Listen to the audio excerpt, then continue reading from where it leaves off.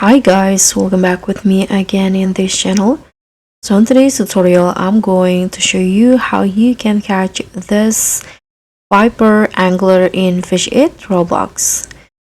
So I'm going to reveal the locations and the road setup to catch this rare tire fish in Fish It. So to start, for the location, you can just head to the sacred temple inside the ancient jungle, and you can just go to where your favorite spot in the temple, because this is a rare tire fish, so it's pretty much easy to get this one, and it can be caught at any time and in any weather. So you can just use your best rod. I'm using element rod with the singularity bait as the combo to get this viper angler fish.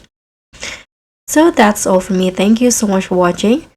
Don't forget to like, comment, and subscribe. Also, click on the thanks, and I'll see you in the next tutorial.